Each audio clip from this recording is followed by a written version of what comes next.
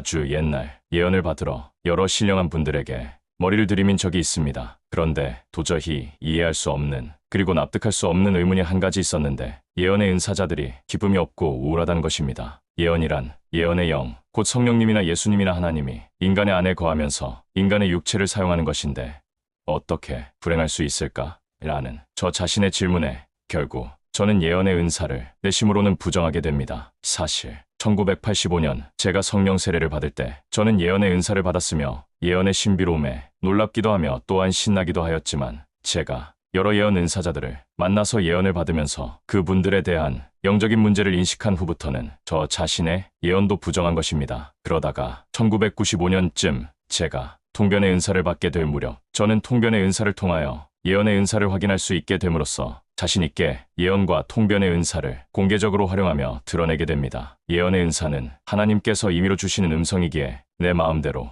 예언이 주어지는 시간이 정해지지 않지만, 통변의 은사는 내가 방언하면서 나오는 그 방언을 통역하는 것이기에 적재적소에서 통역의 은사를 통하여 좋은 결과를 맺을 수 있는 예언의 은사보다 더 활용도가 높을 수 있는 것입니다. 오늘도 필요한 물품을 구입하러 제가 개인적으로 좋아하는 쇼핑센터인 로우즈를 방문하게 되는데, 로우즈 주차장에서 차에서 발을 땅으로 내밀자마자 내가 필요한 것이 하나도 없다 라는 성령의 음성이 들려온 것입니다. 항상 그렇듯 믿을 수 없는 일입니다. 왜냐하면 어제 구입한 27,000 루멘의 전등은 뭐고 구입했다고 판매대에 적혀 있었기 때문입니다. 막상 판매대에 도착하자 재고가 전혀 없었으며 직원들에게 문의하였지만 재고가 전혀 없기에 새로 주문해야 한다는 것입니다. 두 번째, 기호 물품인 엔진 톱날을 일단 3개를 구입하고 같이 간 성도님들과 논의하는 과정에서, 목사님, 나무 뿌리를 제거하는데 엔진 톱은 소모성이 강합니다. 그냥 곡괭이가 훨씬 효율적입니다. 라는 한 성도님의 제안을 받고 엔진 톱날 구매를 연기하고 곡괭이를 가져왔는데, 색깔이 진한 청색이기에 좀 무시무시한 느낌이 들어서 다시 반납하게 됩니다. 두 가지 물품이 무산되자 저는 잔디씨를 구입하는 것을 L&M으로 구입처를 바꾸고 전등을 위해 미나르츠로 향했습니다.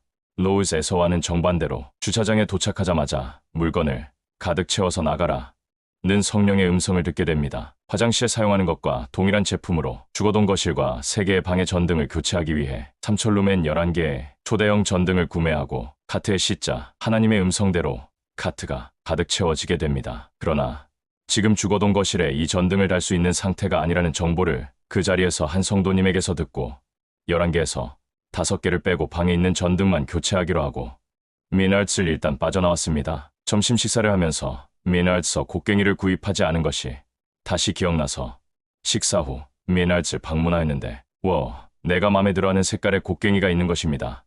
카트를 가득 채워라 고 말씀하신 성령의 음성이 약간 성취된 것입니다. 잔디씨를 사러 L&M을 방문하자 정말 좋은 씨를 구입하게 되어 로우즈에서 구입하지 않은 것이 정확한 하나님의 인도였음을 다시 한번 확증받게 됩니다. 교회에 도착하자 주거동에 있는 거실과 방에 대한 전등 교체에 대하여 오늘의 상황을 말하자, 목사님, 지금 거실에 전등을 설치하는 것이 전혀 아무런 문제되지 않아요 라는 답을 들으면서 다시 한번 카트를 가득 채워라 라는 성령의 음성이 정확했음을 또 확인하게 됩니다. 사실 오늘도 점심 식사를 어디서 해야 하는지 하나님의 인도를 받고 싶어서 질문을 던지게 되었으며, 베이비 보이 라는 감동을 따라서 방문하고 점심 식사를 하게 됩니다. 오랜만에 방문이었는지 음식들이 새롭게 바뀌었고 맛도 훨씬 좋아졌으며 소비하는 종업원들도 얼마나 열심히 우리 테이블 주변에서만 서성는지 매우 감사할 일이었습니다. 아주 사소한, 사실 그렇게 중요하지 않은 문제들을 왜 그토록 심각하고도 중요하게 여기면서 살아갑니까? 이 부분이 제가 오늘 여러분들과 나누고 싶은 내용입니다. 사무엘상 23장 2절 4절 이에 다윗이 여호와께 묻자와 이르되,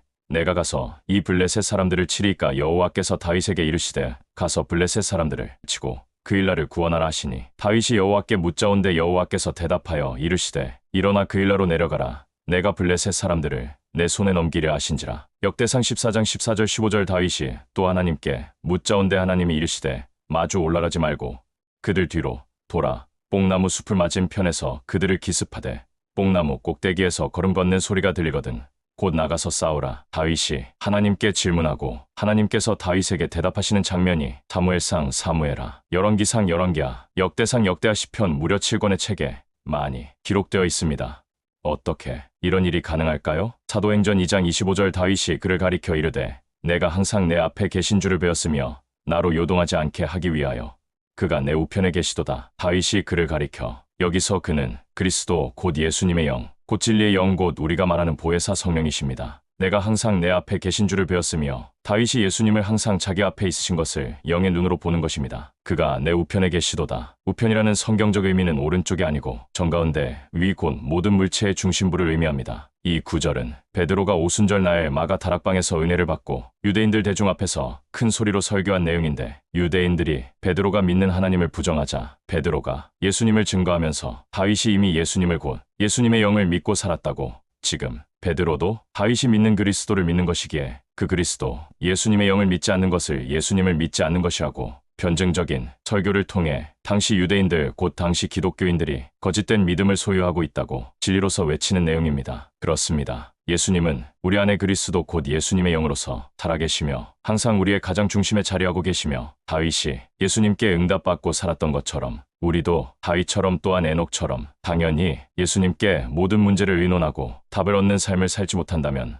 어쩌면 우리도 당시 유대교인들처럼 지옥에 떨어진 것은 매우 당연하지 않을까요? 이런 논리에서 저는 제 삶의 많은 문제들을 제가 믿는 하나님께 질문하며 답을 얻으며 또한 그 답을 통하여 하나님의 존재를 입증하는 것입니다. 언젠가 자신이 가짜인 것이 지옥에서 판명되는 끔찍한 형벌의 날, 사변적인 믿음, 거짓된 믿음, 가짜 믿음 속에 평생을 살아온 미혹을 지옥에서 영원히 후회하는 것이 거의 대부분의 크리스천들의 인생인 것이 가슴 아픈 일입니다. 할렐루야. 2025년 6월 20일 오후 10시 30분 박경호 목사가 하나님의 집에서